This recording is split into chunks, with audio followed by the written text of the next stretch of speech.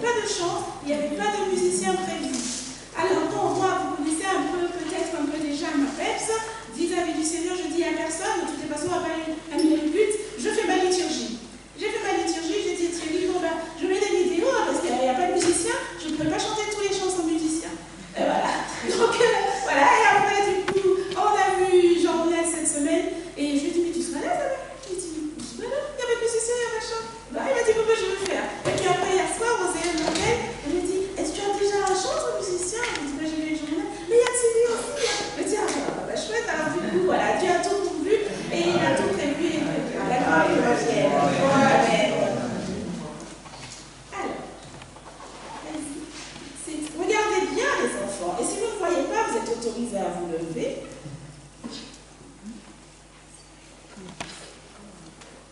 Et il y a une cordelette dans les mains. Et là, elle va se retrouver avec une cordelette remplie de nœuds. En fait, notre existence est émaillée de difficultés, de mensonges, de manquements, de nœuds, qui rendent notre vie semblable à la cordelette pleine de nœuds. Et alors, je voudrais un enfant pour aider Séti à enlever ses nœuds. Alors, un volontaire? Il n'y a pas de volontaire. Oh, le pauvre Yoris, toujours Yoris. Il n'a pas envie ce matin. Tabitha, tu veux venir aider Séti, s'il te plaît?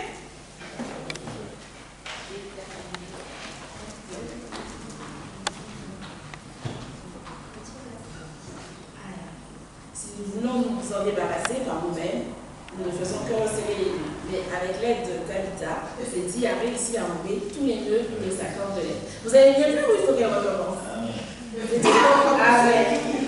Ah, Robert, tu veux qu'elle recommence? Oui, parce que le temps donc, elle a une cordelette qui représente nos vies. Et dans cette cordelette, malheureusement, avec tous les événements, on se retrouve avec des nœuds, des difficultés, des mensonges, des enfants. C'est très difficile d'enlever tous ces nœuds.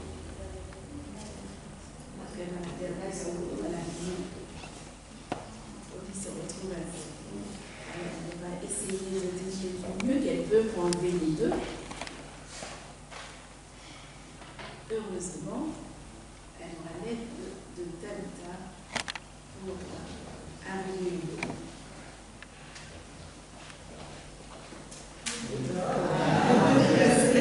Merci Tabitha, merci Séti.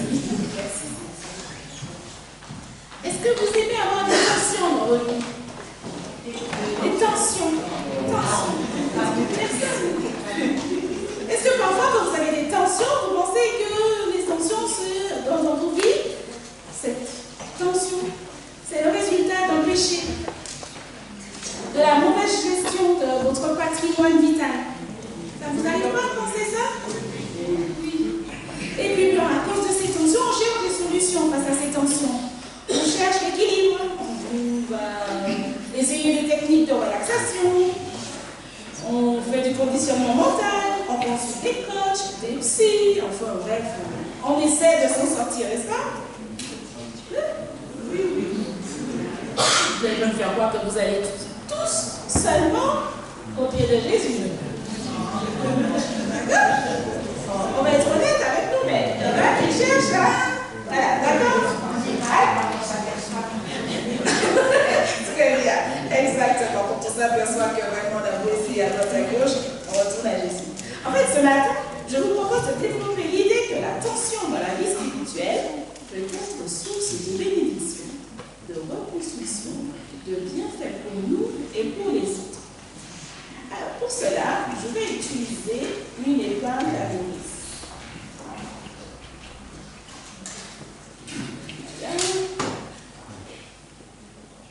Donc, ma démonstration va s'appuyer sur un système en interaction qui est le principe fondamental de la création de Dieu. Vous voyez l'épingle à nourrice là? Ok, très bien. L'épingle à nourrice ou à nourrice, à la base, c'est un objet courant qui fonctionne en systémique. C'est-à-dire que toutes les parties de l'épingle sont en relation les unes avec les autres. D'accord? Okay. Il y a le corps principal, cette tige métallique là. Donc vous l'avez ici parce que comme c'est argenté, vous ne voyez peut-être pas très bien mon épingle. Vous voyez l'épingle ici. Il y a le corps principal, une tige métallique dont une des parties peut se courber, cette partie-là, grâce au ressort qui est ici. Et la tête sert de fermeture.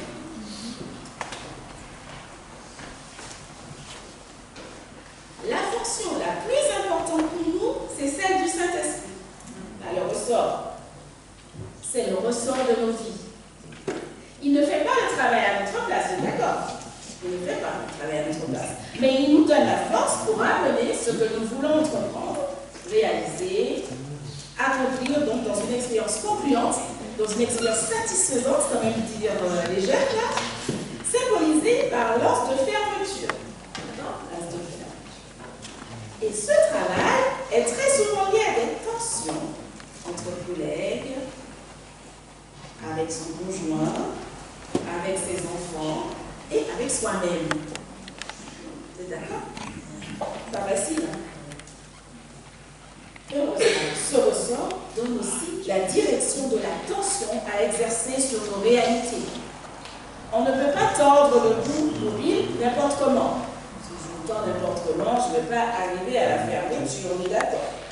Il y a une direction à suivre. C'est donc une première interaction. Et Dieu nous parle de cette interaction dans Galates 5, verset 25, et on va écouter Joël pour cela. Galates 5, verset 25. L'Esprit nous a donné la vie, laissons-le donc aussi diriger notre conduite. Okay. Alors, la fermeture, merci Joël, la fermeture fonctionne comme un cadenas dont nous avons la clé. Nous pouvons le fermer ou l'ouvrir à notre guise. Fermer, ouvert. Nous avons toute liberté pour actionner la foi. Vous êtes d'accord avec ça? Dieu ne nous oblige pas. Cette fermeture sécurise le processus final. Si je peux m'attacher, si je ne ferme pas, là, je n'aurai rien fait, ça va s'ouvrir. D'accord? Si je ne ferme pas. Donc, cette fermeture sécurise le processus final. Nous ne sommes jamais prisonniers de l'action du Saint-Esprit. Est-ce que vous vous sentez prisonnier parfois? Non, nous ne sommes jamais prisonniers de l'action du Saint-Esprit. Nous réalisons nos vies par la foi, par la confiance, en faisant jouer l'attention et la fermeture. D'accord? Ce couple est essentiel. Si je travaille sur l'attention avec des techniques de coaching, sans sécuriser l'action par la fermeture totale, il n'y aura pas ou peu de résultats. Vous avez compris ce que j'ai dit? Si je travaille l'action par des techniques de coaching sans sécuriser la fermeture, il n'y aura pas ou peu de résultats. Donc, même si on essaie par nous-mêmes, on essaie de trouver des solutions, mais sans la foi en Jésus, là, on va être un peu déçus à la fin. Et j'aime bien ce que nous dit 2 Timothée 1, verset 13 à 14. On continue avec Joël, qui est mon assistante, ma deuxième assistante toujours. 2 Timothée 1, verset 13 à 14. Prends comme modèle les paroles véritables que je t'ai communiquées. Tiens bon dans la foi et l'amour que nous avons dans la communion avec Jésus-Christ. Garde les bonnes instructions qui t'ont été confiées avec l'aide du Saint-Esprit qui habite en nous. Alors revenons à l'attention. L'attention, c'est à nous d'en gérer l'intensité, la force, la trajectoire. D'accord? Ce mouvement de tension est fortement lié au doute. Est-ce que je vais y arriver? Sachant que le ressort de ce système est actionné, même millimétré par le Saint-Esprit, il ne va jamais nous décevoir. On est d'accord? Le Saint-Esprit est là. Si nous doutons, nous pouvons l'appeler à la response. Et on va voir encore avec Ésaïe 49, verset 5. Ésaïe 49, verset 5. Si nous doutons. Mais maintenant, le Seigneur déclare qu'il m'a formé quand j'étais encore au ventre de ma mère pour que je sois son serviteur. Il veut que je ramène à lui les descendants de Jacob, que je rassemble près de lui le peuple d'Israël. Le Seigneur reconnaît la valeur de mon service. Mon Dieu est ma force. Est-ce que vous voulez bien prendre quelques secondes, donc Ésaïe 49, verset 5, et relire ce verset en personnalisant ce verset. D'accord? Pensez que la personne là, c'est vous. Ésaïe 49, verset 5. À l'aube d'une nouvelle année civile, c'est plutôt ecclésiale. Ça sera la rentrée pour certains. Et maintenant, le Seigneur déclare: il t'a formé quand tu étais encore au ventre de ta mère, pour que tu sois son serviteur. Je vous laisse vous dire à la première personne.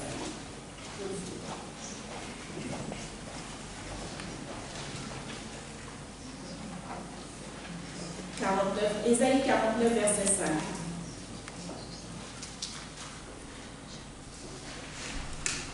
C'est donc Wanouchka. Le Seigneur reconnaît ta valeur, la valeur de ton service. Ton Dieu est ta force. Il y en a qui vont montrer oui, c'est Stéphanie. N'est-ce pas, Wanouchka? Ton Dieu est ta force. C'est bon pour vous? Alors, ce travail sur l'attention, c'est l'apprentissage de la vie chrétienne. Au début, c'est difficile à gérer.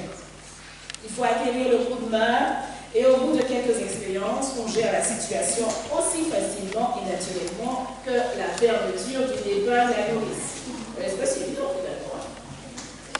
Mais c'est son apprentissage. D'accord? Mais vous allez me dire, mais quel est le rôle de l'épingle de nourrice en général? Ça sert à quoi l'épingle de la nourrice? Attacher deux parties. Ah, j'aime bien la suite. Attacher deux parties. Effectivement, on utilise l'épingle de nourrice pour épingler deux tissus ensemble. On devrait utiliser comme terme générique l'assemblage.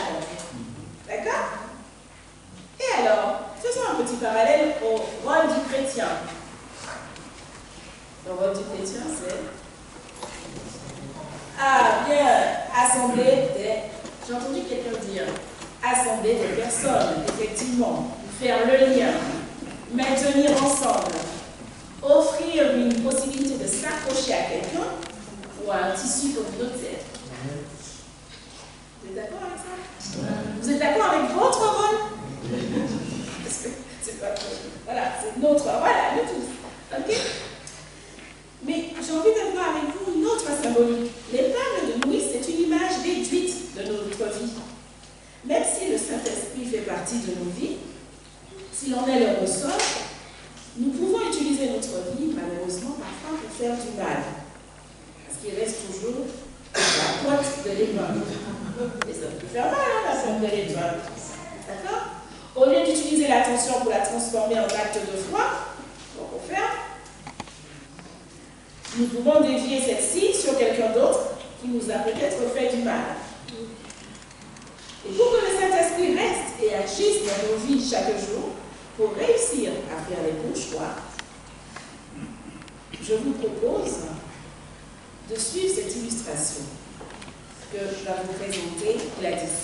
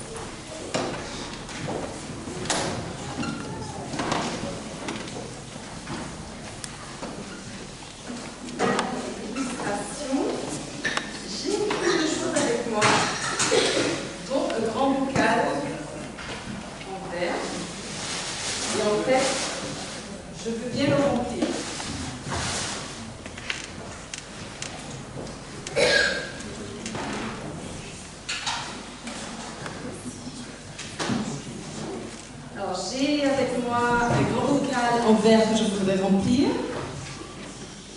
Je vais mettre dedans, je vais réussir à mettre dedans un gros caillou, des cailloux un peu moins gros, vous avez bien envie d'en mettre au moins 2, et puis des cailloux encore plus petits, et puis j'aimerais bien aussi arriver à mettre dedans du sable et de l'eau. Voilà. Bon, alors, je vais essayer de faire ça. Je vais commencer par le sable, parce que le sable c'est mignon, c'est bien, c'est agréable. Allez, je mets le sable.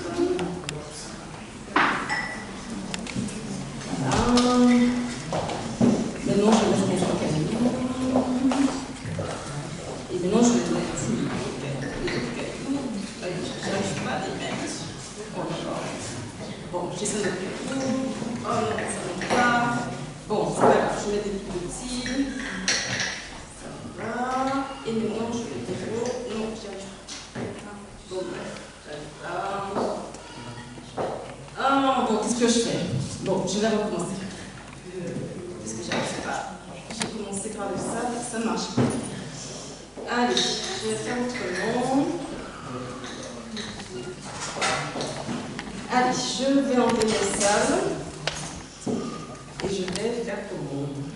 Allez, le gros caillou d'abord, allez. On va écouter.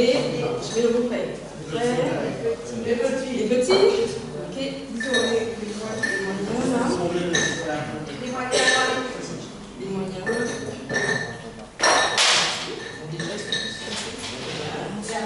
Ça va mon sable. Bon, j'ai mis un autre parce que sinon le sable, je ne peux pas le mettre. Allez, j'essaye. Je mets mon sable. On s'en bon, ça va. Est-ce qu'il y a encore de la place pour mettre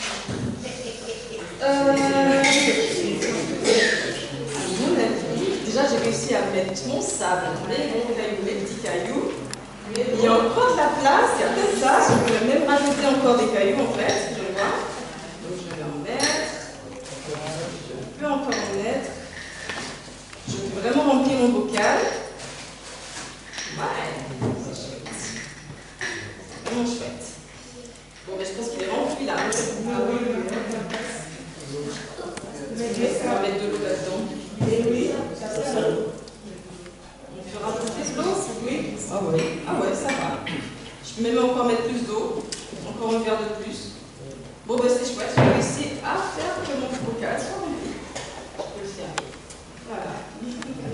merci Gladys. Alors, selon vous, que représente ce gros caillou? J'avais l'impression que vous alliez deviner. nos embûches? Alors, que représente le gros caillou? Ah, je vais vous aider. Qui représente le gros caillou? Eh oui, vos élèves m'ont dit Jésus, c'est Dieu. Comment Gladys a essayé? Elle a essayé de commencer par le sable, toutes ces futilités de notre vie, n'est-ce pas? Et puis qu'elle a mis le gros caillou à un moment donné, elle ne pouvait plus rien ajouter. Mais quand elle a commencé par mettre le gros caillou d'abord, d'accord, elle a pu ajouter des petits cailloux, des moyens cailloux, du sable, de l'eau et tout ce qu'il fallait. Je vous ai dit, pour que le Saint-Esprit reste et agisse dans nos vies chaque jour, pour réussir à faire un bon choix, il fallait suivre l'illustration de Gladys. Alors, qu'est-ce que vous comprenez? Comment faire que le Saint-Esprit nous aide chaque jour à faire le bon choix et reste dans les outils? Par le mettre au premier. Le mettre dans le bocal. Effectivement, donner la première place à Dieu chaque jour. Comment faire? Comment donner la première place à Dieu chaque jour? Alors, les enfants, vous faites quoi en premier?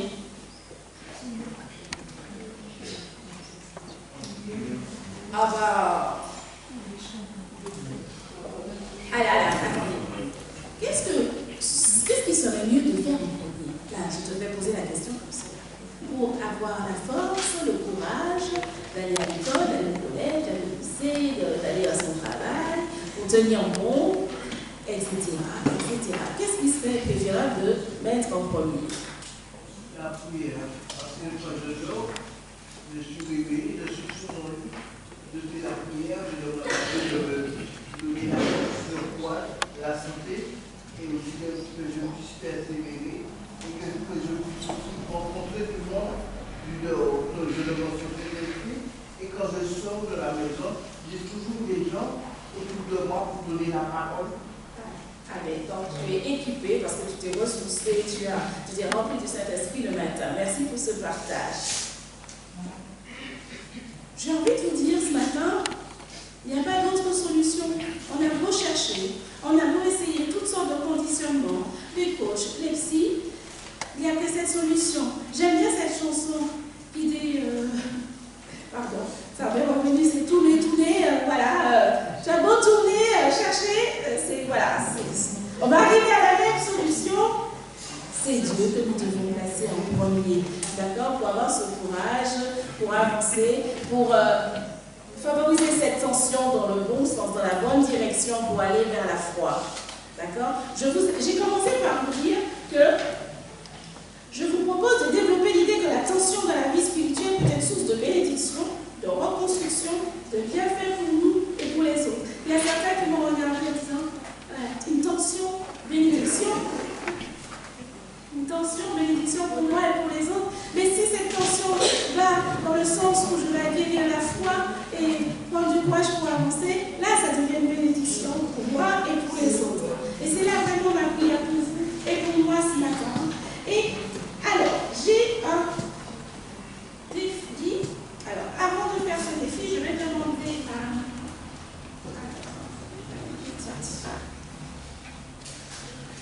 Je m'y compagnie, il ne faut pas qu'il y ait de jaloux, donc je vais demander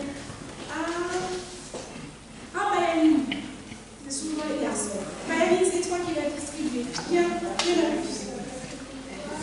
Je vais vous distribuer, tu as Mayaline vous distribuer ce petit souvenir de ce matin.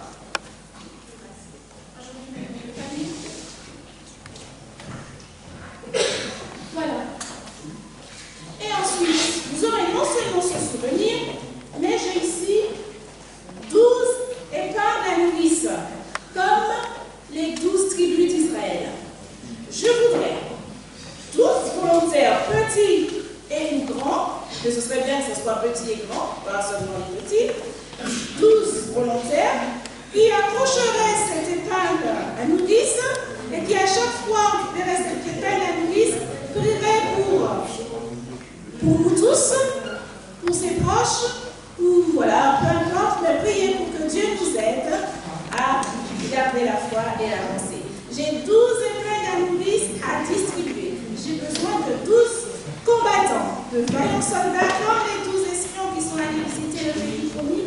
Ils ne sont pas retournés tous courageux, hein? Donc j'espère que vous allez rester courageux. 12 volontaires. Quand vous allez approcher cette épingle de votre bureau où vous voulez,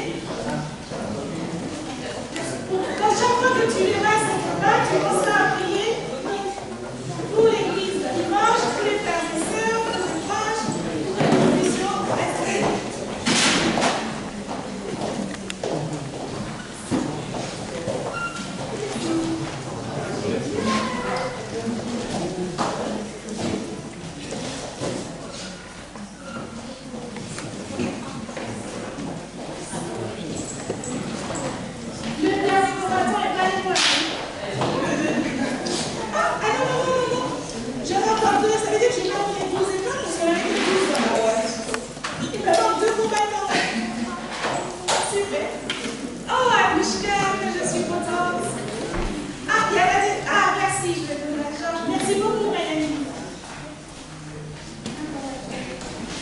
Merci Georges. Vous avez même le choix de placer cette épingle à nourrice dans votre bureau au travail et quand ton collègue va vous dire à quoi sert cette épingle, vous pouvez aussi témoigner, ça me fait plaisir.